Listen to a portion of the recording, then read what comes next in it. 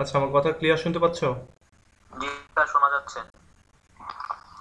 আচ্ছা, এতক্ষণ শোনা যাচ্ছিল না নাকি? সেদিনকারের মতন স্যার ফ্যানের শব্দ হইতেছিল। এখন হচ্ছে কি? না স্যার, অথচ ফ্যান তো অনেকক্ষণ ধরেই, মানে ফ্যান তো না চলতেছেই না আমার এখানে। ওই সেদিনকারের মতন স্যার একেবারে মনে হয় টাইমকে কাজ করে এমন শব্দ হইতেছিল। তো এটা তাহলে নেটওয়ার্কের কোনো সমস্যা, কারণ এখানে এখানে তো আমার ফ্যানই নাই এখানে। বলতে চাচ্ছিলাম যে আমার মনে হয় না যে এটা ফ্যানের সাউন্ড। হ্যাঁ, এটা নেটওয়ার্কের সমস্যা। আচ্ছা, আমরা শুরু করি আজকে। আমরা শুরু করি আমাদের আজকের ক্লাস নেওয়ার টপিকটা ছিল হচ্ছে অ্যাজ ইউ লাইক ইট থেকে আজকে আমরা পড়বো। আমি অ্যাজ ইউ লাইক ইট থেকে একটা তোমাদেরকে দেই, একটা ইংলিশের।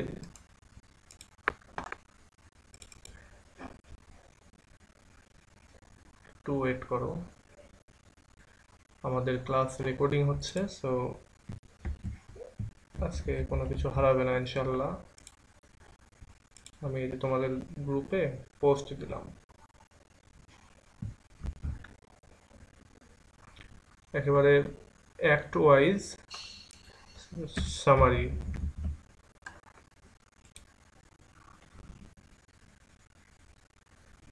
অ্যাক্ট ওয়াইজ সামারি পোস্ট করলাম, তবে আমি আরো এখানে সামারিটা খুবই ছোট আকারে দেওয়া আছে, মানে সামারির সামারি বলতে পারো। তারপরে এটা দিলাম, তোমাদের যদি সামহাও কোনোভাবে হেল্প হয়। আমি তবে আমি একটু ডিটেইলে পড়ার চেষ্টা করব। তোমার আমার কাছে একটা বই আছে, সেই বইটা থেকেই আমি পড়ার চেষ্টা করব। আশা করি, মনে হয় এই বইটা তোমাদের কাছেও থাকতে পারে। আহ, তুহিন কুমার মুখোপাধ্যায়ের অনুবাদ, এই অনুবাদটা তোমাদের কাছেও থাকতে পারে। তোমাদের কাছে থাকলে তো আরো ইজি হয়ে গেল, আর যদি না থাকে তোমরা এইটা কিনে নিতে পারো। এই বইটা খুবই ছোট, সাধারণ চিলতে একটা ছোট বই, এবং এইটাতে থেকে তোমরা যদি পড়ো তাহলে তোমাদের অনেক ইজি হবে।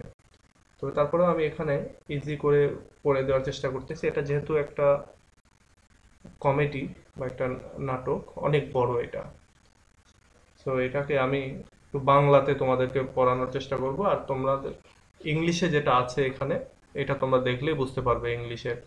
তবে একটা জিনিস সেটা হচ্ছে যে আমি সবসময়ের জন্য যেটা বলে থাকি যে ফ্রি হ্যান্ড রাইটিংটা ডেভেলপ করতে হবে। আর নাটক, নোভেল, তারপরে এপিক, এগুলো সব আহ, ইংলিশে পড়তে পারলে ভালো, তবে ইংলিশে কেউই পড়ে না, সবাই যে যতই বলুক ওই বাংলাটাই পড়ে। তো ওই বাংলাটাই পড়ে একটু মাথায় রাখতে হবে স্টোরিটা। তো আমি এখন একটু একটা ডিটেইল সামারি তোমাদেরকে পড়ে শোনাই। তোমাদের এটা তোমরা মনে রাখার চেষ্টা করবে বাংলাতেই। আচ্ছা। আচ্ছা, তোমরা তোমাদের মাইকটা অফ রাখো, আর যেন মাইক অন আছে তোমাদের ওখান থেকে, আমি এরকম শব্দ শুনতে পাচ্ছি ফ্যানের বাতাসের মতো।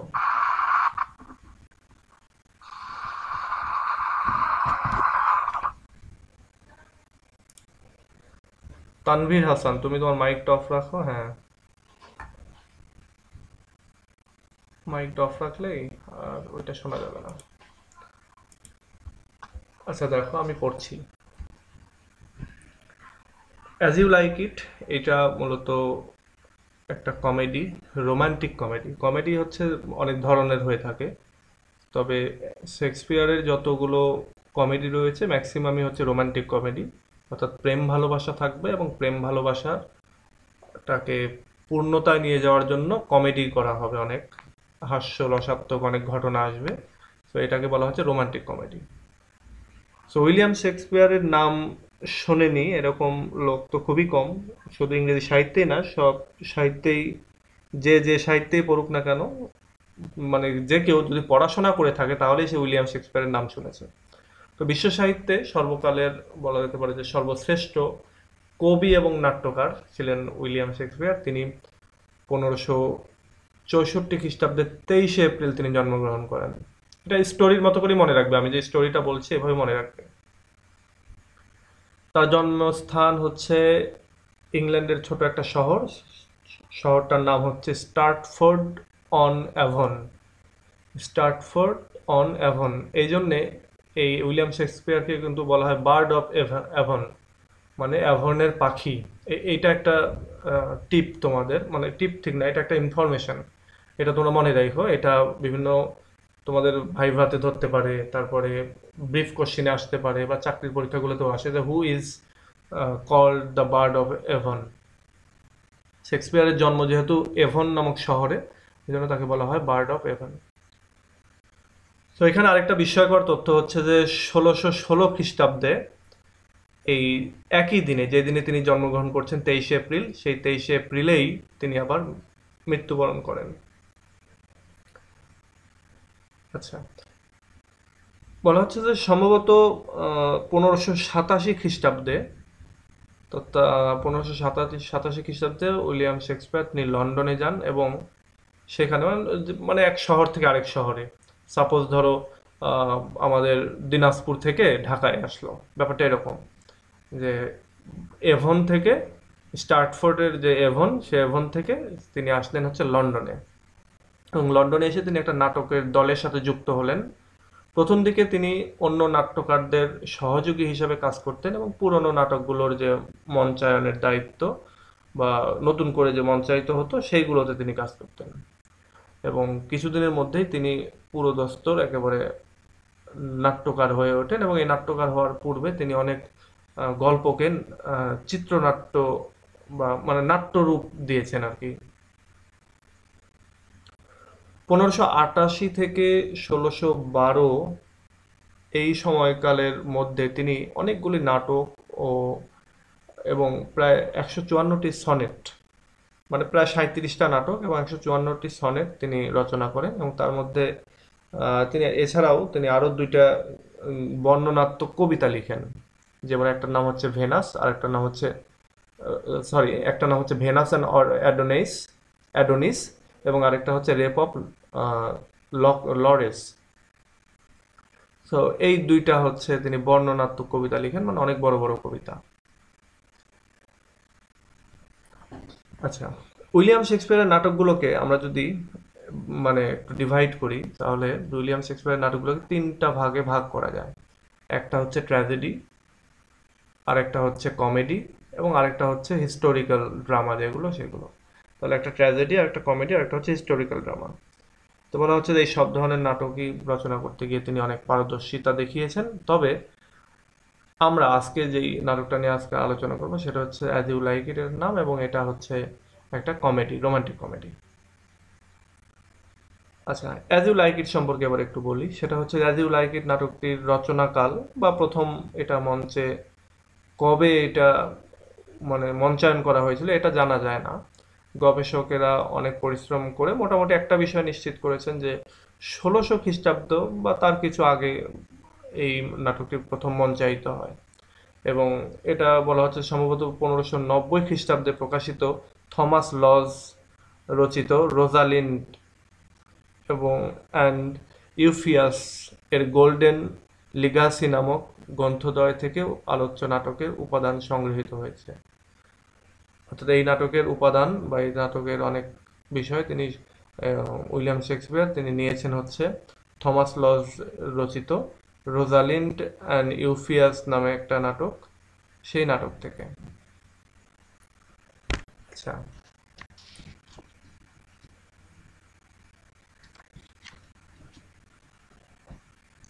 আচ্ছা, এবার আমরা এই অ্যাজ ইউ লাইক ইট যে নাটকটা, সে নাটকের যে সামারি, সেই সামারিটা পড়ব। দেখো, বলা হচ্ছে যে একটা সময় ফ্রান্স যে দেশ, সেই দেশটা অনেকগুলি ক্ষুদ্র ক্ষুদ্র প্রদেশে বিভক্ত ছিল, এবং প্রত্যেকটা প্রদেশ এক একটা ডিউক এর দ্বারা শাসিত হতো।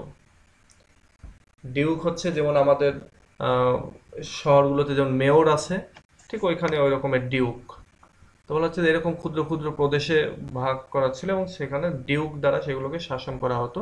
এই প্রদেশগুলোতে এই প্রদেশগুলোতে মানে প্রদেশগুলোর একটিতে এক স্বৈরাচারী ডিউক রাজত্ব করছিল। তিনি তার বড় ভাইকে জোরপূর্বক ক্ষমতাচ্যুত করেন এবং তাকে তার রাজ্য থেকে তাড়িয়ে দেন।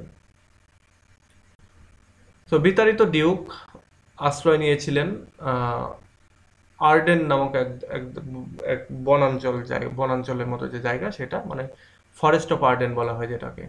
অর্থাৎ আর্ডেনের যে বন, সেই বনে তিনি জায়গা নিয়েছিলেন। তার কিছু বিশ্বস্ত বন্ধু, তারপরে সভাসদ ও অনুচর, কিছু লোক সঙ্গী সাথী হয়েছিল তার, মানে তারাও রাজার সঙ্গে বনে গিয়ে বসবাস শুরু করেছিল। এদের অনেকে খুবই এদের অনেকে শুধু প্রিয় যে রাজা তার সান্নিধ্য পাওয়ার জন্য স্বেচ্ছায় নির্বাসিত জীবন বেছে নিয়েছিল, এবং ক্রমশ রাজদরবারের জাঁকজমকপূর্ণ জীবনের চেয়ে বনের যে বন্ধনহীন জীবন, এটাই তাদের কাছে অনেক প্রিয় হয়ে উঠেছিল।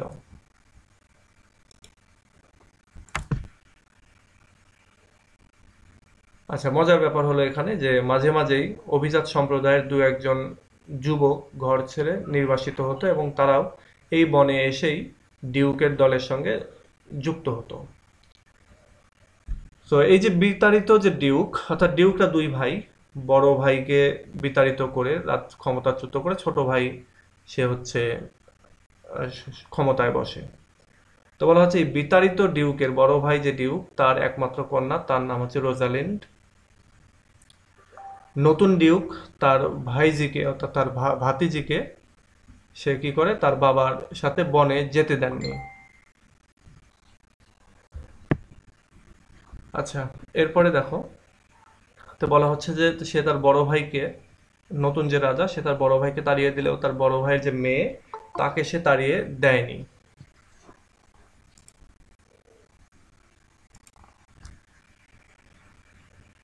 তাকে সে তাড়িয়ে দেয়নি, এবং সে তাকে তাড়িয়ে না দেওয়ার কারণ হচ্ছে তার মেয়ের নাম হচ্ছে সিলিয়া। তো এই সিলিয়ার সাথে সে হচ্ছে খেলাধুলা করে। খেলাধুলা বলতে খেলাধুলা অত ছোট না, মানে তারা খুব বান্ধবীর মতো। তো এই জন্য তাকে ওই রাজপ্রাসাদেই রেখে দেওয়া হয়। তো মেয়ে দুটোর মাঝে খুবই মিল ছিল। সহোদর বোনদের মধ্যে যেরকম একটা একজন আরেকজনের প্রতি টান থাকে, এদের মধ্যেও সেরকমের টান ছিল।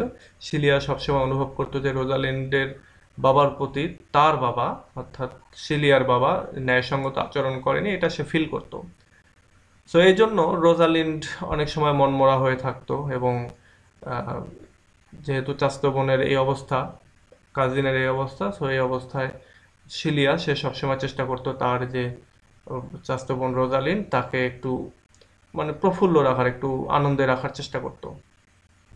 সো একদিন এই দুই বোন একত্রে সময় কাটানোর সময় একটা মেসেঞ্জার আসলো, এবং মেসেঞ্জার এসে তাদেরকে জানালো যে রাজপ্রাসাদেরই আঙ্গিনায় বা উঠোনে একটা কুস্তি প্রতিযোগিতার আয়োজন করা হচ্ছে, এবং তাদের যদি ইচ্ছা হয় তাহলে তারা এইখানে হাজির থেকে এই কুস্তির যে ফাইটিংটা, এটা তারা এনজয় করতে পারে।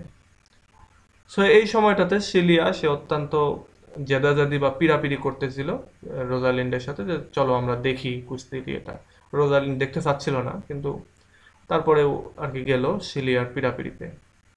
কুস্তিতে অংশ নিচ্ছিল হচ্ছে একেবারে খুবই মানে সুঠাম দেহের অধিকারী এক অপরিচিত যুবক। তার কুস্তিগিরের নাম ছিল হচ্ছে চার্লস। চার্লস নামে আরেকজন মানে কুস্তিগির। লড়াইয়ের পূর্বে সিলিয়ার পিতা সহ উপস্থিত সকল দর্শকই ভেবেছিল যে আজকে এই যুবকটির কপালে দুঃখ আছে, চার্লস নির্ঘাত তার হাত পা ভেঙে দিবে। অর্থাৎ অপরিচিত একজন যুবক এবং আরেকটা লোক হচ্ছে চার্লস। সো সবাই ভাবছিল যে চার্লস হয়তোবা এই অপরিচিত যুবকের হাত পা ভেঙে দেবে। ডিউকের নির্দেশে রোজালিন এবং সিলিয়া যুবকটিকে লড়াই করা থেকে বিরত রাখার চেষ্টা করলো। ডিউক বলল যে এত সুন্দর একটা সুঠাম দেহের যুবক, ওর হাত পা ভেঙে দেবে, ও হয়তোবা মরেও যেতে পারে।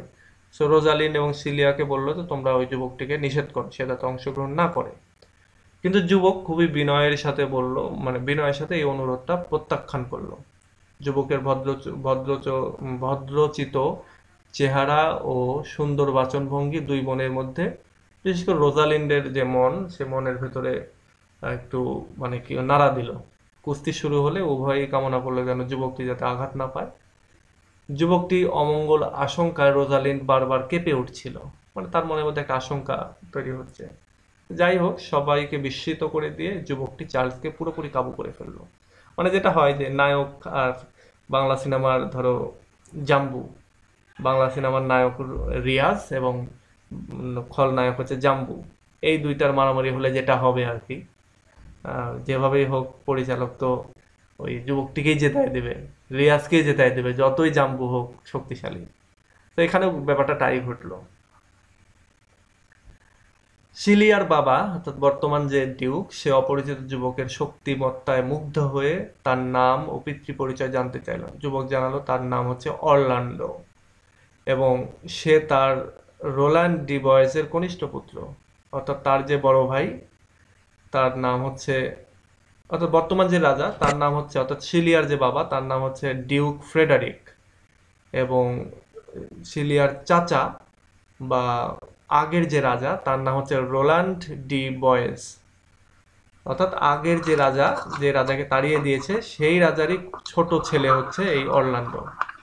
আচ্ছা স্যার, এখানে যে স্যারের নামটা কি সিলিয়া নাকি চিলিয়া? আচ্ছা, এইটা হচ্ছে চিলিয়াও বলতে পারো, শিলিয়াও বলতে পারো। কেউ বলে স্যার এখন শিলিয়া, কিন্তু একটা দেওয়া। হ্যাঁ কেউ বলে, যেমন আমি আগে পড়েছি হচ্ছে চিলিয়া, আবার এখন বলি শিলিয়া, মানে যে যেটা নেয় আর কি। হ্যাঁ, কেউ বলে রহমান, কেউ বলে রাহমান, যেটা আর কি হয়। আচ্ছা, কই গেল? আচ্ছা, এবার যেটা হলো যে ছেলেটা জানালো যে তার নাম হচ্ছে অরল্যান্ডো, সে তার মানে আগের যে রাজা রোল্যান্ড ডি বয়েস তার ছোট ছেলে। আচ্ছা,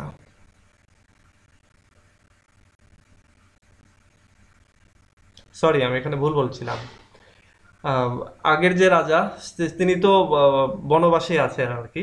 তো এখানে এই যে রোল্যান্ড ডি বয়েস যিনি, তিনি হচ্ছেন আগের যে রাজা, সেই রাজার বিশ্বস্ত বন্ধু ছিলেন, এবং এই রোল্যান্ড ডি বয়েস কিছুদিন আগে মারা গেছেন। তো তাই যুবকের পরিচয় জেনে ডিউক ফ্রেডারিক মোটেও খুশি হলেন না, এই জন্য আগের রাজার বন্ধুর ছেলে এটা সেজন্য, এবং ওই স্থান থেকে চলে যাওয়ার আগে এই তিনি মন্তব্য করলেন যে তুমি অন্য কারো সন্তান হলে আমি অনেক বেশি খুশি হতাম, কিন্তু তুমি যেহেতু আমার বড় ভাই বিতাড়িত রাজার বন্ধুর ছেলে, সো আমি এতটা খুশি হতে পারলাম না।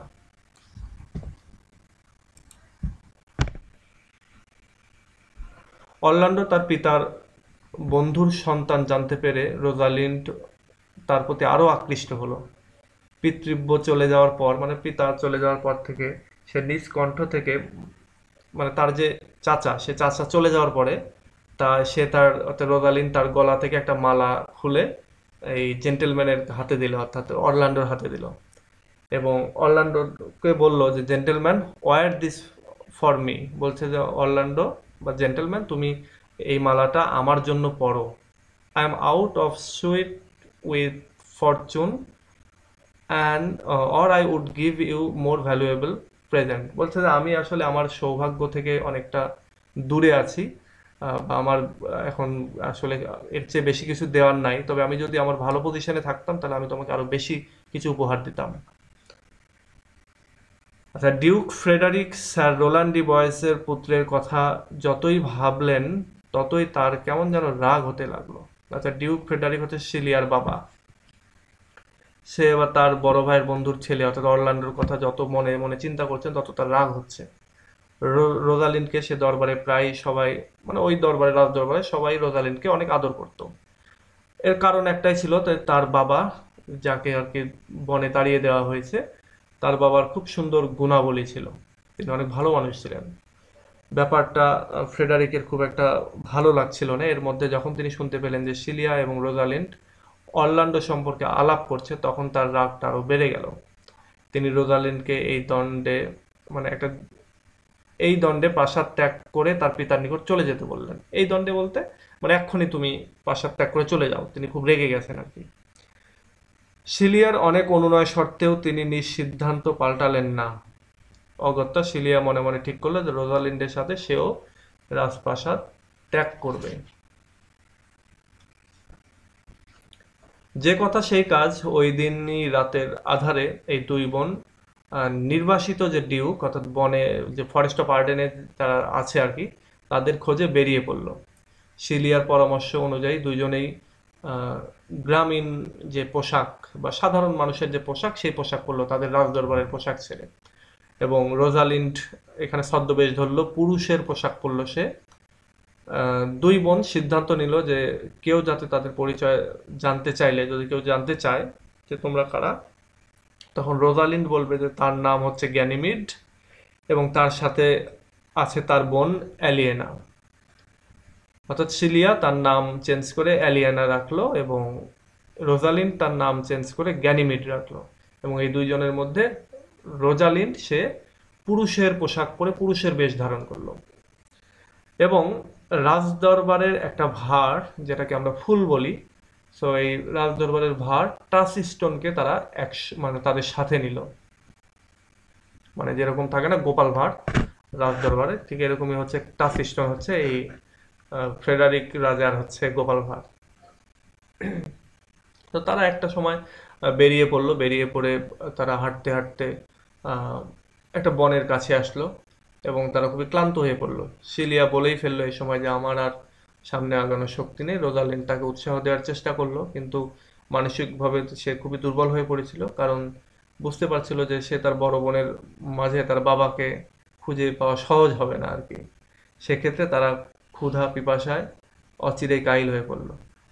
মানে একটা বিষয় যে তারা যখন বাহির রাজপ্রাসাদ থেকে বের হয়ে গেল, বের হওয়ার পরে তারা হাঁটতেই আছে হাঁটতেই আছে, একটা সময় তারা একটা বনের ধারে আসলো এবং বনের এখানে আসার পরে এর ভেতরে তারা হাঁটছে, হাঁটতে হাঁটতে তারা ক্লান্ত হয়ে গেল এবং ক্লান্ত হওয়ার পরে তারা বুঝতে পারছিল যে এত বড় বন, এই বনের মধ্যে তার বাবাকে খুঁজে পাওয়া সহজ হবে না, অর্থাৎ রোজালিন্ডের বাবাকে খুঁজে পাওয়া যাবে না।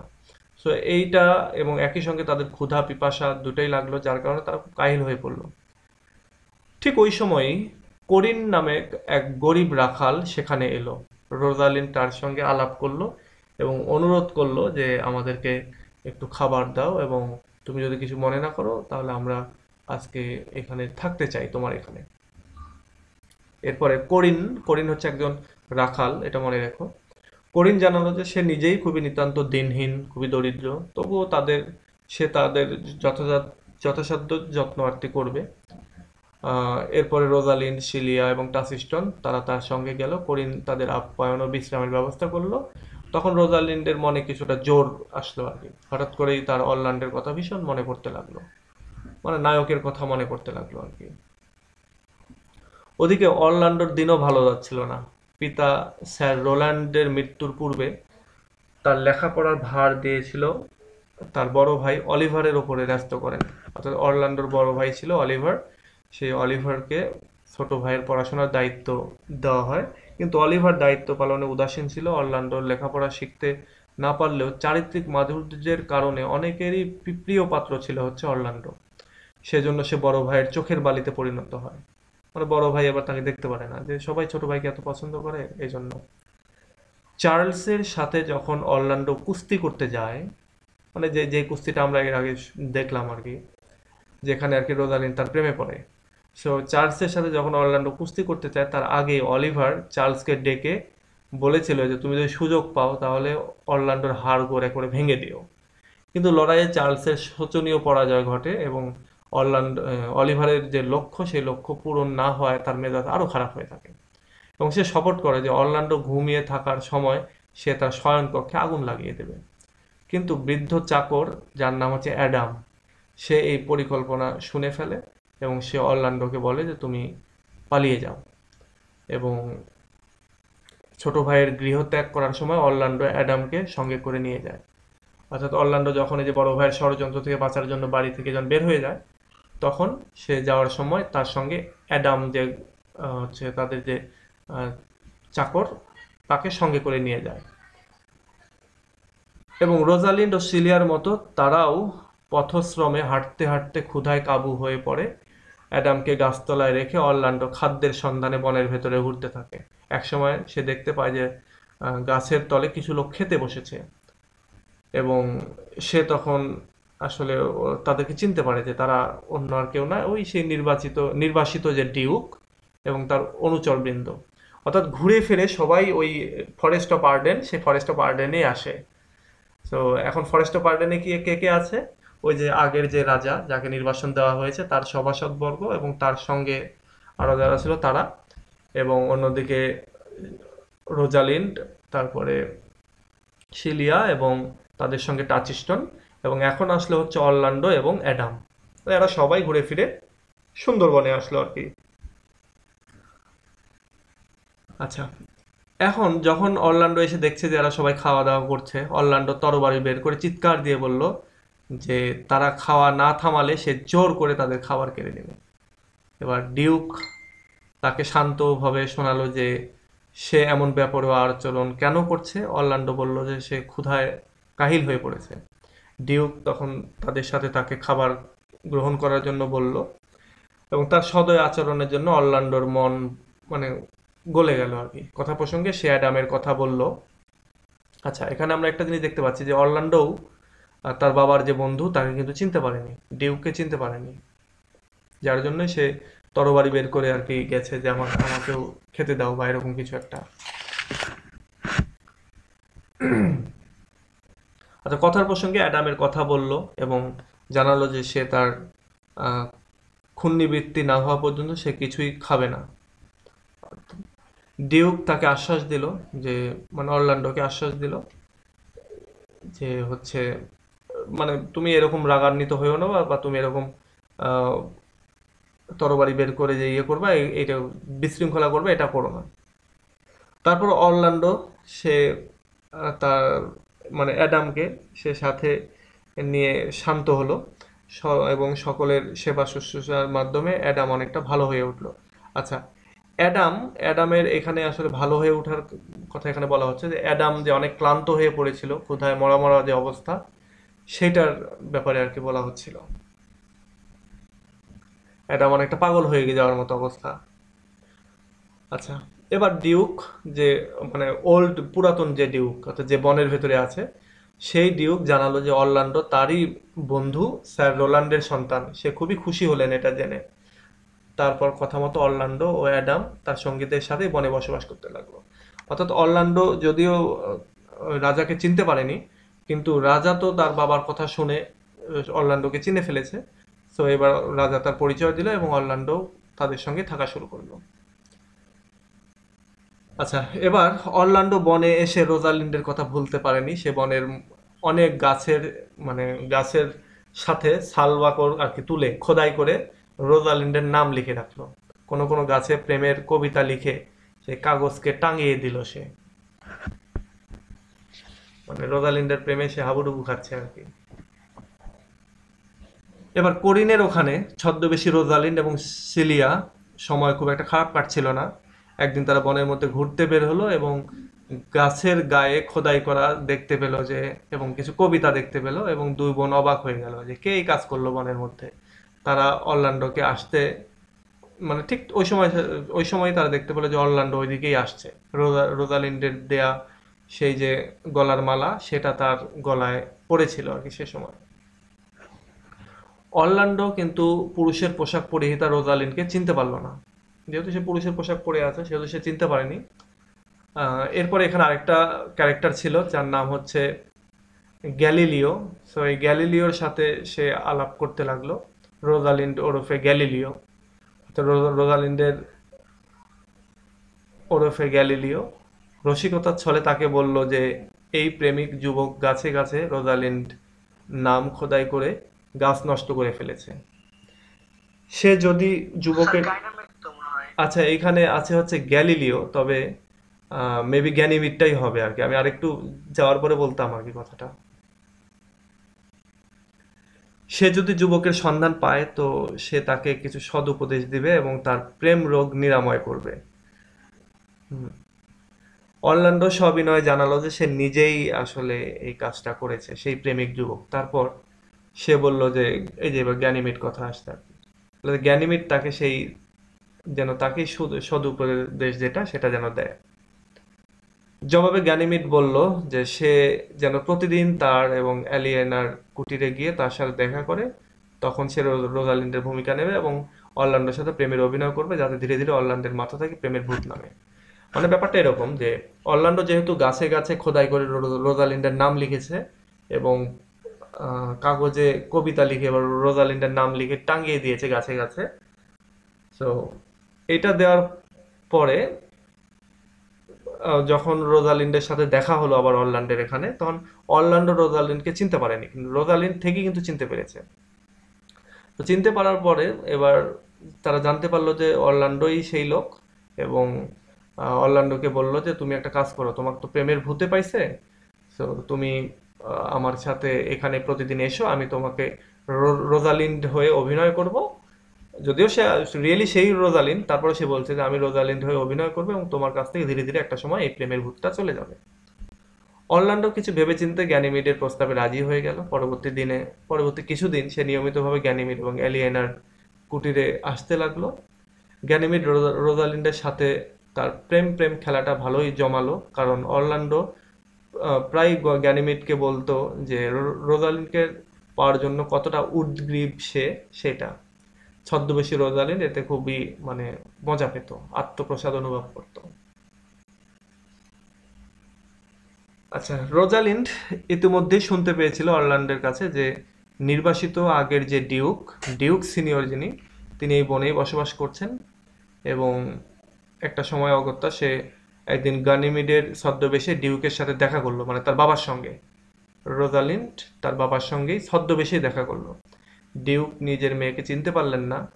তিনি গ্যানিমিডের বংশ পরিচয় জানতে চাইলে সে বলল যে আমার বংশমর্যাদা আপনার সমতুল্য। তো আমার বংশমর্যাদা আপনার মতোই, এরকমই। মানে নিজের বাবা তাকে এইভাবে বলছে, পরিচয় দিচ্ছে না। এ কথার অন্তর্নিহিত অর্থ ডিউক বুঝলেন না। তিনি ভাবলেন গ্যানিমিড তাকে সাধারণ মানুষ বলেই ধরে নিয়েছে। অর্থাৎ এখানে রোজালিন্ড তার বাবাকে চিনতে পেরেছে, চিনতে পেরে বলছে যে আমার বংশ পরিচয় আপনার মতোই। এদিকে রাজা ভাবছে যে আমি তো এখন সাধারণ মানুষের বেশে আসি, হয়তোবা রোজালিন্ড ওইটাই মিন করছে যে আপনি যেমন সাধারণ, আমার বংশ পরিচয় এরকম সাধারণ, বা আমার বাবা সবাই সাধারণ, এরকম। আচ্ছা, কয়েকদিন পর অরল্যান্ডো গানিমিডের সাথে দেখা করার জন্য রওনা হয়েছিল। হঠাৎ সে লক্ষ্য করলো যে এক লোক মাটিতে শুয়ে ঘুমাচ্ছে, এবং আরেকটি বড় সবুজ রঙের সাপ তার গলায় পেঁচিয়ে ধরার উপক্রম করছে। সে যখন শুয়ে আছে তখন একটা সাপ এসে তার গলা পেঁচিয়ে ধরার মতো আর কি অবস্থা করছে। অরল্যান্ডোকে এগিয়ে আসতে দেখে সাপটি ঝোপের মধ্যে গিয়ে লুকালো। পর মুহূর্তে অরল্যান্ডো দেখলো যে একটা সিংহ ঘুমন্ত লোকটার ওপর ঝাঁপিয়ে পড়ার প্রস্তুতি নিচ্ছে। একবার দেখলো সাপ, এবং কিছুক্ষণ পরে আবার দেখলো যে ঘুমন্ত লোকটার ওপরে একটা সিংহ প্রস্তুতি নিচ্ছে আর কি ওইটাকে আক্রমণ করার জন্য।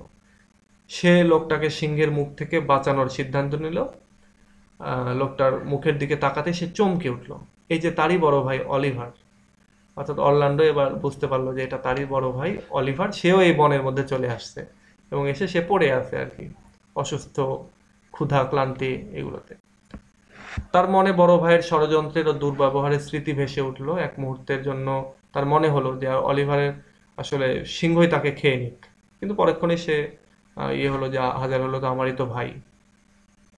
সে তারপরে তার নিজের যে তরবারি, সেই তরবারিটা বের করলো এবং সিংহের উপরে ঝাঁপিয়ে পড়ে সিংহকে হত্যা করলো এবং বড় ভাইকে বাঁচালো আর কি সিংহের হাত থেকে। এবং এটা করতে গিয়ে সে নিজেও কিছুটা আহত হলো। অলিভার ডিউক ফ্রেডারিকের নির্দেশে অরল্যান্ডোকে খুঁজতে এসেছিল, যাতে ডিউক মহোদয় তাকে বন্দি করতে পারে। আচ্ছা, এবার এই যে অলিভার কেন এখানে আসলো, অলিভার মূলত এখানে এসেছিল অরল্যান্ডোকে খুঁজতে, এবং খুঁজে যাতে করে সে খবরটা ডিউক ডিউক ফ্রেডারিককে দেয় এবং ফ্রেডারিক যাতে তাকে বন্দি করতে পারে, এই উদ্দেশ্যে আর কি, মানে বাজে উদ্দেশ্যেই বদমাশ এসেছিল।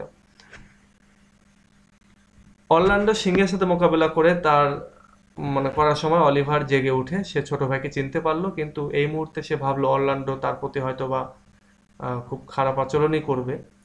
এবং আচ্ছা, মানে সে এটা ভাবছে যে অরল্যান্ডোর সাথে সে কত না খারাপ আচরণ করেছে, অথচ সেই অরল্যান্ডোই তার জীবন বাঁচানোর জন্য বাজি ধরেছে। আপন অসৎ আচরণের জন্য এবার অলিভার সে মনে মনে খুবই লজ্জা পেতে থাকলো এবং অনুতাপ করলো সে। যখন সিংহটা মারা গেল তারপরে পরেই অরল্যান্ডোর কাছে সে তার ভুলের জন্য ক্ষমা চাইল। অর্থাৎ এখন এখানে যে অলিভার সেও ভালো হয়ে গেল, এবং সেও ঠিক করলো যে অরল্যান্ডোর সাথে সেও বনেই থাকবে, সে আর রাজপ্রাসাদে ফিরে যাবে না। ওদিকে অরল্যান্ডো যেহেতু কিছুটা মানে সিংহের সাথে লড়াই করতে গিয়ে সেও কিছুটা আহত হলো। তার ক্ষত স্থান থেকে প্রচুর পরিমাণে রক্ত ঝরছিল এবং সে দুর্বল হয়ে পড়ছিল। সে বুঝলো যে এই শরীর নিয়ে সে আজ আর গ্যানিমিডের সাথে দেখা করতে যাইতে পারবে না। তখন সে অলিভারকে গ্যানিমিডের সম্বন্ধে নানা তথ্য দিল এবং অনুরোধ করলো যে অলিভার যেন তার পক্ষ থেকে গ্যানিমেডের হয়ে সাক্ষাৎ করে। যথাসময়ে অলিভার গ্যানিমিড ও অ্যালিয়েনার সাথে দেখা করলো। মানে এবার যেটা হলো যে অরল্যান্ডো যেহেতু যেতে পারছে না, সে অসুস্থ, তো এই খবরটা নিয়ে যেন বড় ভাই অলিভার যেন ওই গ্যানিমিডের সাথে দেখা করে এবং খবরটা যাতে দেয়। সো অলিভার যখন গেল, সে গিয়ে গ্যানিমিড এবং অ্যালিয়েনের সাথে দেখা করলো এবং অরল্যান্ডোর খুবই প্রশংসা করলো, নিজের ভাইয়ের আর কি। অরল্যান্ডো কিভাবে তার প্রাণ বাঁচিয়েছে সে গ্যানিমিডের কাছে, মানে রোজালিন্ডের কাছে সেটার বর্ণনা দিল এবং নিজের আত্মপরিচয় দিয়ে বলল যে এখন তাদের দু ভাইয়ের মাঝে আর কোনো শত্রুতা নেই। এখন মজার ব্যাপার এখানে যে অলিভারের মনে আসলে নাটকীয় একটা পরিবর্তন ঘটলো এই সিলিয়াকে বা এলিয়েনাকে দেখার পরে। সে সিলিয়ার প্রেমে পড়ে গেল এবং তার সদয় আচরণে অলিভারও খুব মুগ্ধ হয়ে গেল, অর্থাৎ সিলিয়ার যে আচার আচরণ সেটাতে। সে নিজেও অ্যালিয়েনার প্রতি এক প্রকার টান অনুভব করতে লাগলো। ওদিকে গ্যানিমিড, সে রোজালিন্ডে, মানে যে রোজালিন্ড অরল্যান্ডোর আহত হবার কথা শুনে সেও মানে জ্ঞান হারিয়ে ফেললো। একজন পুরুষ এত নরম হতে পারে এটা ভেবে অলিভার অবাক হয়ে গেল, যে একজন আহত হয়েছে সেটা শুনেই জ্ঞান হারিয়ে ফেললো। তো এইটা তো গ্যানিমিড যদিও পুরুষ মানুষের বেশ ধরে, আর কিন্তু আসলে সে তো রোজালিন্ড। গ্যানিমিড সুস্থ হওয়ার পরে আর অলিভার অরল্যান্ডোর কাছে ফিরে গেল। দুই ভাইয়ের মাঝে অনেকক্ষণ কথা হলো। অলিভার বলল যে সে অ্যালিয়েনার প্রেমে পড়েছে এবং সম্ভবত অ্যালিয়েনাও তাকে ভালোবেসে ফেলেছে। অলিভার অ্যালিয়েনাকে বিয়ে করার ইচ্ছা পোষণ করলো। অরল্যান্ডো বলল, এতে আমার কোনো আপত্তি নেই, আগামীকালই তোমাদের বিয়ের আয়োজন করব। আমি নির্বাসিত ডিউক ও তার অনুচরদের দাওয়াত দেব, তুমি বরং এলিয়েনাকে রাজি করো। ওই দেখো, তার ভাই গ্যানিমিড এদিকেই আসছে। মানে মেয়েটি এখন একাই কুটিরে আছে।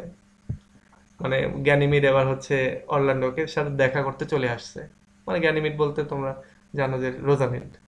এবং বড় ভাই অলিভারকে আবার বলছে এখন কিন্তু এলিয়েনা কুটিরে একাই আছে। আচ্ছা, অলিভার এবার অ্যালিয়ানাকে বিয়ের প্রস্তাব দিতে গেল। অন্যদিকে গ্যানিমিড এসে অরল্যান্ডোর শারীরিক কুশল জানতে চাইলো, শারীরিক অবস্থার খবর নিল। কিছুক্ষণ দুজনে অলিভার এবং অ্যালিয়ানার মাঝে গড়ে ওঠা সম্পর্ক নিয়ে কথা বলল। গ্যানিমিড বলল যে তুমি যদি রোজালিনকে সত্যিই ভালোবেসে থাকো তাহলে তুমি রোজালিনকেই পাবে। মানে রোজালিনকে পাবেই তুমি, যদি সত্যি সত্যি ভালোবেসে থাকো। সে জানালো যে মানে অরল্যান্ডো জানালো যে জাদুবিদ্যার মাধ্যমে সে রোজালিনকে এই বনে নিয়ে আসতে পারবে। আর মানে গ্যানিমিড সে অরল্যান্ডোর সাথে একটু মানে কি বলে এটাকে মজা করছিল। সে বললো যে সে জাদু করে রোজালিনকে এই বনের মধ্যে নিয়ে আসতে পারবে। সে অরল্যান্ডোকে বলল যে আগামীকাল সে যেন তার সেরা পোশাক পরিচ্ছদ, অর্থাৎ সুন্দর পোশাক পরিচ্ছদ পরে সে যেন প্রস্তুত হয়ে থাকে। অলিভার অ্যালিয়েনাকে বিয়ের প্রস্তাব দিয়ে সফল হলো। পরের দিন ভোরে তারা দুজনে নির্বাসিত ডিউকের কাছে গেল। অরল্যান্ডোর সঙ্গে অরল্যান্ডো তাদের সঙ্গী হলো। অরল্যান্ডো নিজের বিয়ের ব্যাপারটাও ডিউকের সাথে আলাপ করে নিল। ডিউক যখন শুনলেন যে গ্যানিমিড জাদুবিদ্যা প্রয়োগ করে তার মেয়ে রোজালিনকে হাজির করবে, তখন তিনি বিশ্বাস করতে পারলেন না। কিন্তু গ্যানিমিড তাকে প্রশ্ন করলো যে যদি সে পারে তাহলে অরল্যান্ডোর সাথে রোজালিন্ডের বিয়েতে রাজি হবে কিনা। মানে নিজের বিয়ের কথা তো আর বলতে পারতেছে না যে বাবা তুমি রাজি হও। তো এখন মানে গ্যানিমিড হয়ে আর কি সে রোজালিন্ডের সাথে অরল্যান্ডোর বিয়ের ব্যাপারটা ডিউকের সাথে কথা বলছিল। ডিউক সানন্দে বলল যে হ্যাঁ, সে রাজি হয়ে যাবে। অরল্যান্ডো বলল যে মানে সেও রাজি। তখন গ্যানিমিড কিছুক্ষণের জন্য সকলের কাছ থেকে বিদায় নিয়ে গেল। সে অ্যালিয়েনার সাথে সাথে অ্যালিয়েনাকে সাথে করে নিয়ে গেল আর কি যাওয়ার সময়। সে চলে যাওয়ার পর ডিউক মন্তব্য করলেন যে ওই রাখাল ছেলের চেহারাটা তার মেয়ের মতো অনেকটা। মানে ডিউক এবার মনে হচ্ছে যে এই গ্যানিমিডের চেহারা রোজালিন্ডের মতো অনেকটা দেখতে, এটা আর কি বলল। এবার ওই কুটিরে বাসায় ফিরে গিয়ে গ্যানিমিড ও অ্যালিয়েনা যার যার ছদ্মবেশ খুলে আসল পোশাক পরলো। তারা দুজনেই নির্বাসিত ডিউকের কাছে গেল। রোজালিন্ড আর তার বাবার সাথে ছলনা করতে চাইলো না। এতদিন যা যা ঘটেছে তার সবকিছু তাকে খুলে বলল। আচ্ছা, মেয়েকে ফিরে পেয়ে ডিউক খুবই খুশি হলেন। তার আদেশে বিবাহ উৎসব শুরু হলো। একই আসরে অলিভার ও সিলিয়া, অরল্যান্ডো ও রোজালিন্ডের বিয়ে হলো। অর্থাৎ এখানে অলিভার এবং অরল্যান্ডো দুই ভাই, আপন দুই ভাই, এবং সিলিয়া এবং হচ্ছে রোজালিন্ড এই দুজন কাজিন আর কি, চাচাতো বোন। বনের উন্মুক্ত পরিবেশে বিয়ের অনেক আনুষ্ঠানিকতা সম্পূর্ণ করা যায়নি, কিন্তু আবার একেবারে যে কমতি ছিল তাও না। বিয়ের প্রীতিভোজ শেষ হওয়ার আগেই অলিভার ও অরল্যান্ডোর মেজো ভাই জ্যাক্স ডি বয়েস এক অপ্রত্যাশিত আনন্দ সংবাদ নিয়ে হাজির হলো। অর্থাৎ অলিভার এবং অরল্যান্ডোর আরেকটা ভাই ছিল, এবং এই ভাইয়ের হচ্ছে তাদের মেজো ভাই।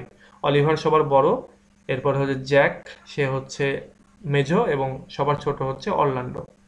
তো এই জ্যাক সে একটা আনন্দের সংবাদ নিয়ে হাজির হলো। সে জানালো যে ডিউক ফ্রেডারিক এক বিরাট সেনাবাহিনী নিয়ে আর্ডেন বনের দিকে রওনা হয়েছিলেন।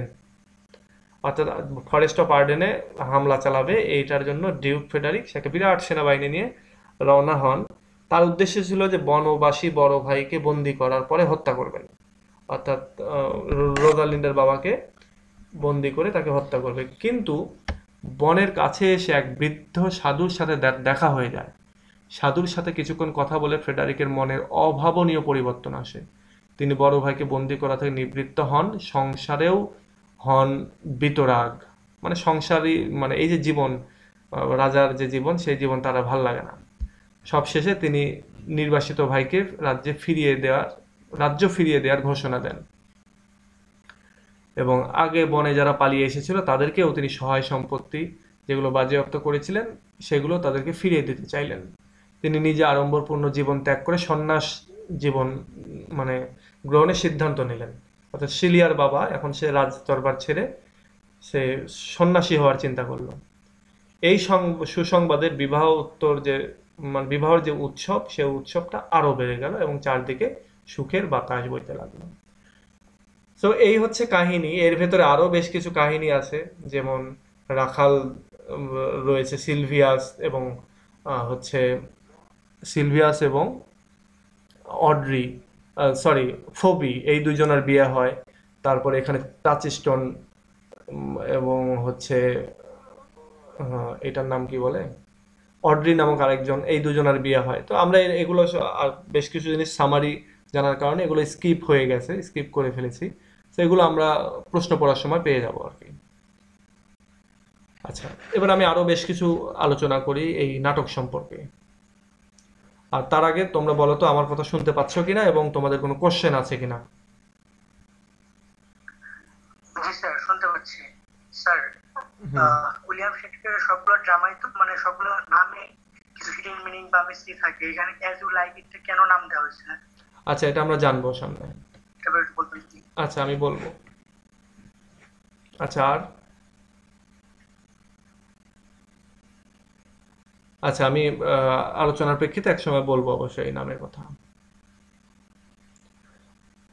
আচ্ছা, এতক্ষণ আমরা যেটা করলাম সেটা হচ্ছে এই নাটকের যে কাহিনী, সেই কাহিনীর একটা সামারি বর্ণনা করলাম, এবং এখন আমরা একটু আলোচনা করি যে তিনটি কারণে এই নাটকটা সবচেয়ে বেশি জনপ্রিয়তা লাভ করেছে। তার যত কমেডি আছে, কমেডিগুলোর মধ্যে অন্যতম একটা হাস্যরসাত্মক কমেডি।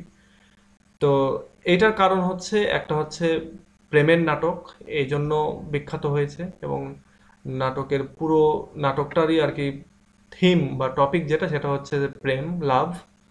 আর প্রেম এমন একটা বিষয় যেটা আর কি কখনো পুরনো হয় না।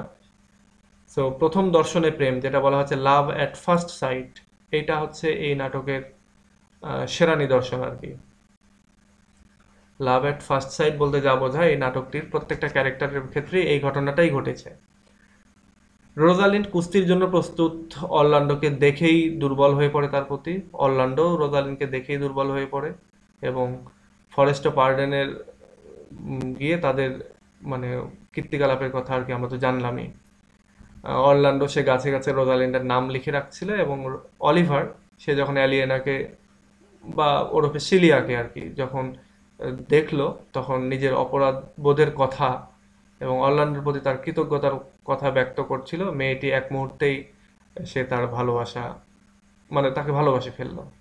অলিভারের মেয়েটাকে এত পছন্দ হলো যে সে অরল্যান্ডোকে বলেই ফেললো যে মেয়েটাকে সে বিয়ে করতে চায়। আচ্ছা, এটা হচ্ছে একটা কারণ, অর্থাৎ লাভ। দুই নম্বর যে কারণ, সেটা হচ্ছে যে নাটকটির চরিত্রগুলি কেউই তাদের দুঃখের দিনে বা দুরবস্থার সময় মনোবল হারায়নি। তো তাদের যে কনফিডেন্সের যে জায়গা, তাদের যে স্ট্রেংথের যে জায়গা, সেই জায়গায় তারা অটুট ছিল।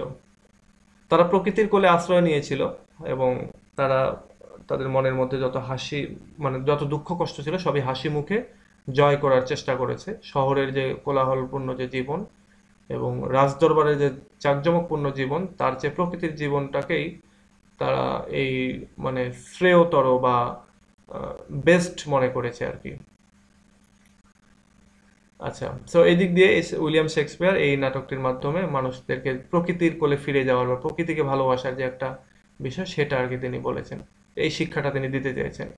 সে একই সঙ্গে মানে স্বার্থপর মানুষদের নির্দয় যারা তাদের ইত্যাদি মানে এই তাদের বিষয়গুলো নিয়ে তাদের যে খারাপ গুণাবলী সেই গুণাবলীর ব্যাপারেও তিনি অনেক বিষয় আর কি এই নাটকের ভিতরে বলেছেন। এটা আমরা আহ, যখন প্রশ্ন করব তখন আমরা এগুলো আরো ডিটেল জানতে পারবো। আচ্ছা, এরপরে আরেকটা থার্ড যে কারণ সেটা হচ্ছে যে নাটকটির জনপ্রিয়তা যে জন্য হয়েছে সেটা হচ্ছে পরোক্ষভাবে একটা সুন্দর নীতি শিক্ষা দেওয়া হয়েছে, এখানে মোরাল টিচিং রয়েছে। আর তা হলো প্রতিহিংসা চরিতার্থ করা এবং প্রতিশোধ স্পৃহা লালন করার চেয়ে অনুতপ্ত হওয়া, ক্ষমাশীল হওয়া ও শত্রুতা মিটিয়ে ফেলা অনেক ভালো। সো এটাই আমরা এখানে দেখতে পাই। এখানে অলিভার শেষ পর্যন্ত অনুতপ্ত হয়ে তার ছোট ভাই অরল্যান্ডোকে সে মানে কাছে টেনে নিয়েছে। এখানে ডিউক ফ্রেডারিক সে একটা সময় বড় ভাইকে হত্যা করতে যাচ্ছিল, সেও ভালো হয়ে গেল এবং পরবর্তীকালে বড় ভাইকে আটক করার জন্য মানে বনে যাওয়ার পরেও সে আর কি ভালো হয়ে গেল এবং বনের দিক দিয়ে মানে এবং পরবর্তীতে সন্ন্যাসীর যে জীবন সে জীবনটা সে বেছে নিল এবং এভাবেই পুরো কাহিনীটা ভেতরে খুব সুন্দর আর কি আর কি একটা সফল যে এন্ডিং, হ্যাপি এন্ডিং যেটা, সে হ্যাপি এন্ডিংটা হলো। আচ্ছা, এবার ওই যে কোশ্চেন করছিলে সাগর যে কিভাবে এই নাটকটির নামকরণ হলো, তো এটা আমরা একটু দেখি যে অ্যাজ ইউ লাইক ইট এটার আহ, একটা যদি আমরা এটার নামটার যদি অনুবাদ করি শুধু তাহলে যেটা দাঁড়ায় যে আহ, তোমার যেমন পছন্দ তেমন, এরকম আর কি একটা অর্থ দাঁড়ায়। শেক্সপিয়ার এই নামটা বেছে নিয়েছেন তা কেন তা নিয়ে গবেষকদের মাঝে আর কি রিসার্চার যারা তাদের মধ্যে আর কি মতভেদ রয়েছে। তো সম্ভবত অ্যাজ ইউ লাইক ইট এই শিরোনামটির অন্তর্নিহিত অর্থ হলো নাটকের যে ইপিলগ যেটা রয়েছে সেটা থেকে এটার ইঙ্গিত কিছুটা পাওয়া যায়। সেটা হচ্ছে সেখানে রোজালিন্ড মহিলাদের উদ্দেশ্য করে ইঙ্গিতে বলেছেন যে I charge you O women for the love you bear to men to like as much as of this play as please you। মানে এখানে মেয়েদেরকে উদ্দেশ্য করে বলছে যে for love you bear to man, বলছে তোমরা যে ভালোবাসাটা ছেলেদের জন্য আর কি বেয়ার করো, বহন করো, বা তোমাদের ভেতরে যে ভালোবাসাটা রয়েছে পুরুষদের জন্য, to like as much as of this play as please you, অর্থাৎ এই নাটকটাও ঠিক ওই ধরনের একটা আনন্দ তোমাদেরকে দিবে। এই উক্তিটির মাধ্যমে আর কি নাট্যকার যেটা বোঝাতে চেয়েছেন সেটা হলো যে বিভিন্ন প্রকার জীবন দর্শন এখানে আর কি তুলে ধরেছেন, যার মধ্যে একটা হলো যে যার যেমন পছন্দ সে তেমন ধরনের জীবন দর্শনকে খুঁজে নিবে বা বেছে নিবে। এই জন্যই মূলত এটার নাটক দেওয়া হয়েছে অ্যাজ ইউ লাইক ইট, এটার নামকরণ করা হয়েছে। মানে ব্যাপারটা এরকম যে এই নাটকটার ভেতরে যদিও দুঃখ কষ্টের কাহিনী রয়েছে কিন্তু পরবর্তীতে হ্যাপি এন্ডিং হয়েছে এবং হ্যাপি এন্ডিংটার ভেতরে এরকম হয়েছে যে যে যেটা চেয়েছে, যে যেটা পছন্দ করেছে সে সেটাই পেয়েছে। ব্যাপারটা এরকম যে দেখো যে রাজা মানে ফ্রেডারিক সে একটা সময় সন্ন্যাসী লাইফ মানে বেছে নিয়েছে এবং সে সেটা পেয়েছে। অরল্যান্ডো রোজালিন্ডকে চেয়েছে, রোজালিন্ড অরল্যান্ডোকে চেয়েছে। তারপরে অলিভার সিলিয়াকে, সিলিয়া অলিভারকে। এরপরে হচ্ছে আরো যে ক্যারেক্টারগুলো রাখালদের যে ক্যারেক্টারগুলো রয়েছে সেগুলোর ক্ষেত্রেও তাই। সো ব্যাপারটা এরকম যে তোমরা যে যেমনটা পছন্দ করো তেমনটাই, মানে তেমনটাই তোমরা পাবে। বা একটা যে আরেকটা জিনিস হচ্ছে যে এটার আরেকটা মিনিং হচ্ছে এরকম যে তুমি যেটা পছন্দ করবে সেটার জন্য তুমি এফোর্ট দিবে, সেটার জন্য তুমি চ্যালেঞ্জ গ্রহণ করবে বা সেটার জন্য তুমি প্রচেষ্টা করবে এবং এইটা করলেই কিন্তু তুমি সেই জিনিসটা আবার পাবে। যখন তুমি কোনো একটা জিনিস পছন্দ করবে না তখন সেটাতে তুমি তো এফোর্ট দিবে না, আর এফোর্ট না দিলে তো কোনো জিনিস পাবেও না। তো এটাই বলছে যে তুমি যদি এফোর্ট দাও, এই নাটকের ক্ষেত্রে আমরা যেটা দেখতে পাচ্ছি যে সবাই সবারকে পাওয়ার জন্য কিন্তু এফোর্ট দিচ্ছে। সো এখানে অ্যাজ ইউ লাইক ইট বলতে এইটাই, এর বাহিরে আরো বেশি খুঁজতে গেলে কিছুই নাই, কোনো লাভ নেই আর কি খুঁজে। আচ্ছা, এই হচ্ছে কাহিনী। এই কাহিনীর হচ্ছে মেইন ঘটনা এটাই। এখন আমি তোমাদেরকে একটা ছবি আপলোড দেবো, দাঁড়াও একটু পরে। এই ছবিটা কোথায় যেন দেখলাম, আমি একটু একটা বইতে দেখলাম, বইটা আমি একটু খুঁজে বের করি। আমি ছবিটা আগেই নেওয়া দরকার ছিল, কিন্তু কারেন্ট চলে গিয়েছিল তো মনটাই খারাপ হয়ে গিয়েছিল।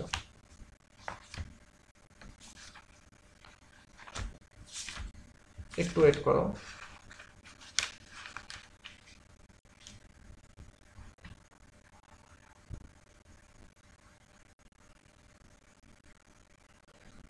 আচ্ছা, এই ছবিটা আপলোড দিয়ে লাভ নেই, এটাকে ব্যাখ্যা করা লাগবে।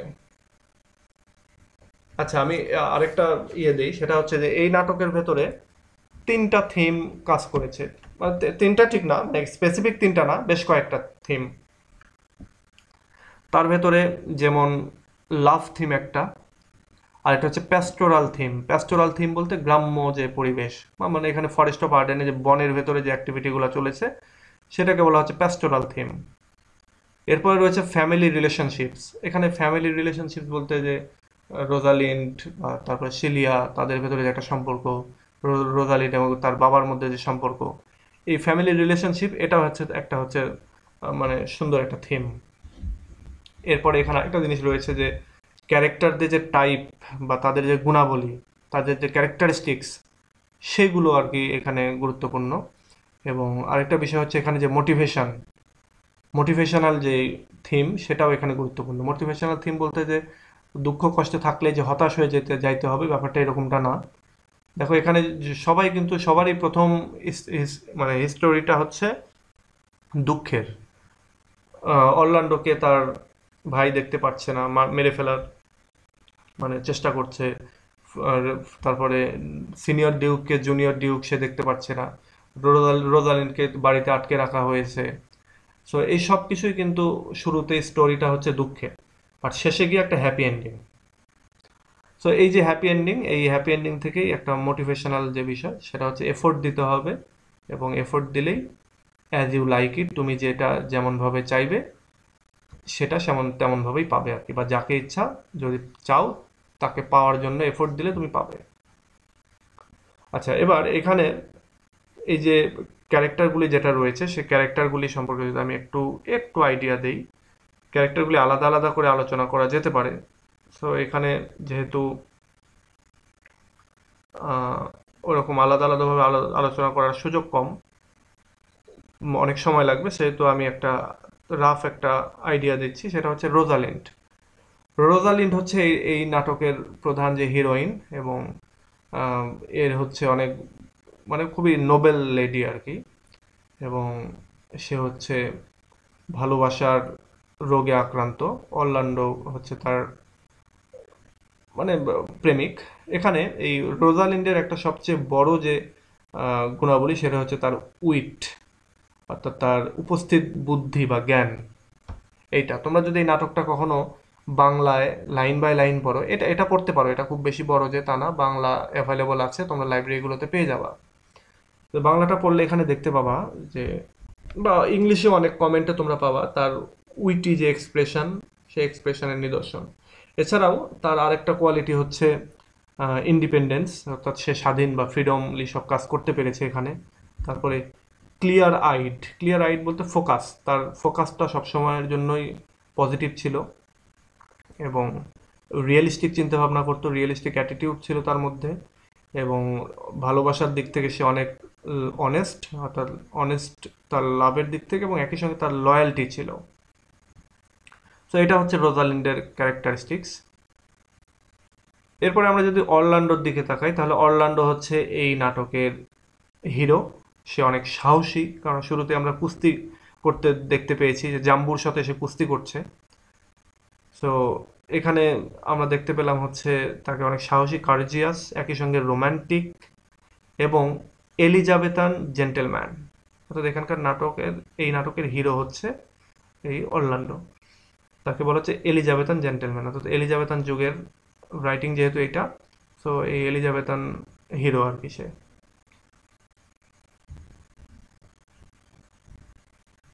এবং তার এখানে তার যে হ্যাপি এন্ডিং তার লাইফের, সে হ্যাপি এন্ডিং এর কারণ হচ্ছে যে সে শুরুতে যদিও আহ,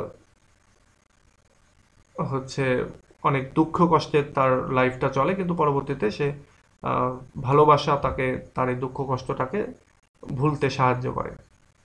সো তার ক্যারেক্টারিস্টিক্স হচ্ছে কারেজ, অ্যাগ্রেসিভনেস, তারপরে হচ্ছে ফ্রিডম, লয়্যালটি এবং লাভ অফ রোজালিন্ড, অর্থাৎ আহ, অন্য কাউকে ভালোবাসার যে গুণাবলী সেটা আর কি।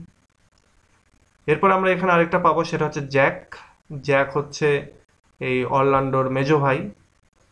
তো জ্যাকের ক্যারেক্টারিস্টিক্স হচ্ছে সে অনেক হিউমারাস একটা ক্যারেক্টার এবং একই সঙ্গে সে মিলানকলিক, তার দুঃখ দুঃখ ভাব আছে তার ভেতরে, এবং একই সঙ্গে গ্লুম আর হিউমার, খুবই বিটার হিউমার তার। এরপর রয়েছে টাচস্টোন। টাচস্টোন হচ্ছে সে খুবই হিউমারাস, তার ভেতরে উইট আছে, উপস্থিত বুদ্ধি আছে, এবং সে খুবই হচ্ছে অ্যামোরাস, ইন্টেন্ট টুয়ার্ডস অড্রি। অড্রি নামে আরেকটা ক্যারেক্টার, সো সেই অড্রির প্রেমে সে আর কি হাবুডুবু খাচ্ছে। একই সঙ্গে সে তার ভেতর স্যাটিরিক অ্যাটিটিউড রয়েছে, স্যাটায়ারের কিছু হিন্টস তোমরা এই নাটকের মধ্যে পাবে। সো সেই স্যাটিরিক কোয়ালিটি তার মধ্যে রয়েছে, এবং সোশ্যাল যে কাস্টম, সোশ্যাল যে রীতিনীতি সেটার ব্যাপারে তিনি অনেক স্যাটিরিক, অর্থাৎ এই টাচস্টোন অনেক স্যাটিরিক।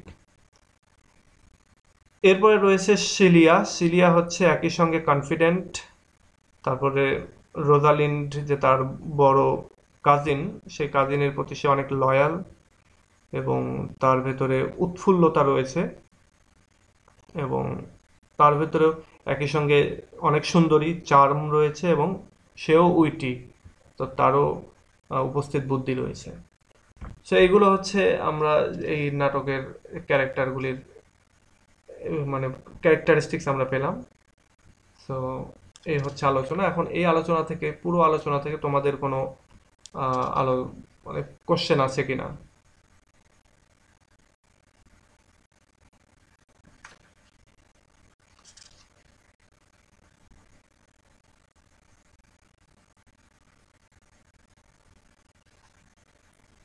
আচ্ছা, এখানে এই নাটকটি পড়তে গেলে বেশ কয়েকটা পয়েন্ট তোমাদেরকে পড়তে হবে বা ক্যারেক্টার তোমাকে পড়তে হবে। তার মধ্যে আমি এখানে হিন্টস দিয়ে রাখি, পরবর্তীতে এগুলো নিয়ে তো আমরা আলোচনা করবোই। সেটা হচ্ছে যে একটা হচ্ছে রোমান্টিক কমেডি। রোমান্টিক কমেডি কি এবং এটার ফিচারগুলি কি কি, as you like it as a romantic comedy কেমন, এই জিনিসটা হচ্ছে আমাদেরকে এই তিনটা প্রশ্নের অ্যান্সার দিতে হবে, মানে আলোচনা করতে হবে।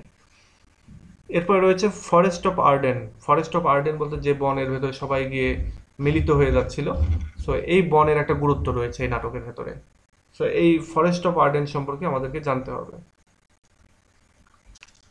এটা এটা আমরা সামনের দিন যদি তোমরা চাও তাহলে আমি এটা নিয়ে আরেকটু আলোচনা করব। এরপর রয়েছে এই নাটকের ভেতরে উইট অ্যান্ড হিউমার রয়েছে, অর্থাৎ উপস্থিত বুদ্ধি এবং হাস্যরস যেটা সেটা রয়েছে। একই সঙ্গে এখানে সংস রয়েছে, গান রয়েছে, ভালোবাসার যে সিন, উইং সিন সেটা রয়েছে। এরপরে এখানকার গুরুত্বপূর্ণ যে ক্যারেক্টার, বিশেষ করে টাচস্টোন এবং জ্যাক, এই দুজনকে আলাদা করে আলোচনা করতে হবে। এরপরে তো রোজালিন, সিলিয়া, এটা তো আমরা পাবোই আলোচনা, মানে প্রশ্ন পড়তে গেলে। আচ্ছা,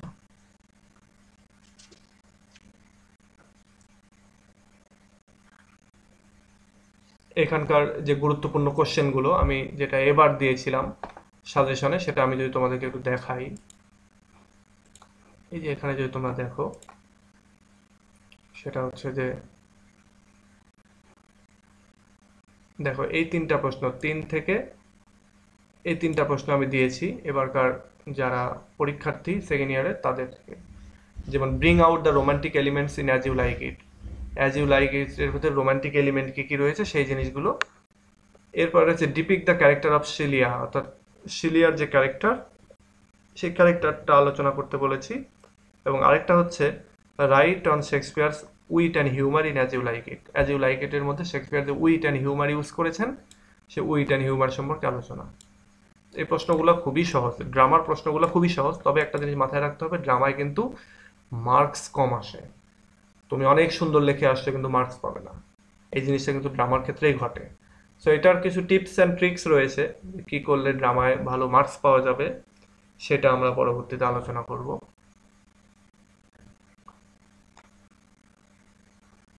আচ্ছা, এখানে স্যার বলো। ডিউক ফ্রেডরিক যখন ফরেস্ট বার্ডেনে আক্রমণ করছে তখন তার সাথে একজন রিলিজিয়াস স্পিকারের দেখা হয়েছে, তখন উনি ওনাকে কি বলছে এই বিষয়গুলো কি বিস্তারিত আছে, মানে কনভারসেশন আছে? ওইটা হচ্ছে তুমি যখন লাইন বাই লাইন নাটকটা পড়বে তখন তুমি পাবা। হুম, তখন তুমি পাবা। আর এছাড়া পাওয়া যাবে না। আর আসলে এত লাইন বাই লাইন পড়ার দরকারও হবে না। অ্যাজ ইউ লাইক ইট এটা হচ্ছে একটা রোমান্টিক কমেডি। এটার এটার চাইতে আরো ভালো ভালো আরো অনেক নাটক আছে। হ্যাঁ, তুমি এগুলো যদি একেবারে থরলি পড়তে যাও তাহলে তোমাকে ওই ইংলিশটাই হ্যাঁ, পড়তে এটা হবে। একদমই বাস্তব, সবগুলোই বাস্তব মনে হলো। জাস্ট এইটাই কি মনে হলো যে জাস্ট কি এমন বললো মুহূর্তের মধ্যে সে তার সবকিছু ছেড়ে দিয়ে একদম সাধুর মতো হয়ে গেল, এটা একটুখানি। আচ্ছা, এটা যদি আমরা, আচ্ছা আমি দাঁড়াও, আমি যদি এটা যদি আমরা সার্চ দেই তাহলে আমরা পেয়ে যেতে পারি। আমি দেখি একটু সার্চ দিয়ে তোমাকে দেখানোর চেষ্টা করছি যে হোয়াট ওয়াজ সেইড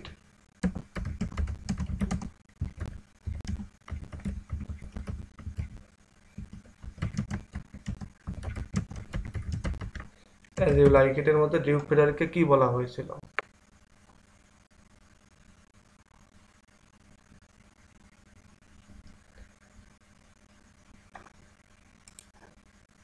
বুঝলাম না, এটা হারিয়ে গেল।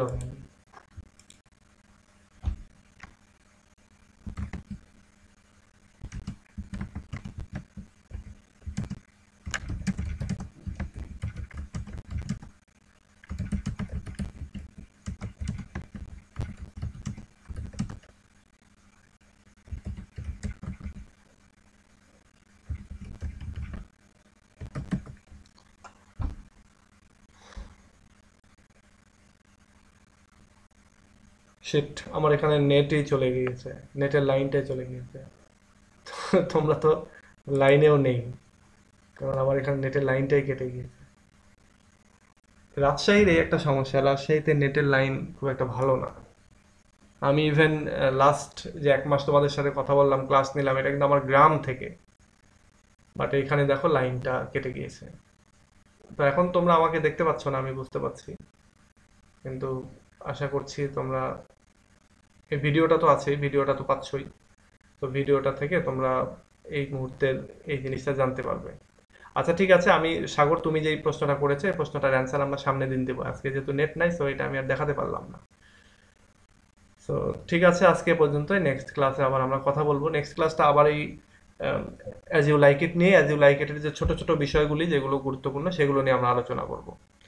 তো ঠিক আছে, আজকে এ পর্যন্ত। নেক্সট ক্লাসে আবার কথা হবে। আল্লাহ হাফেজ।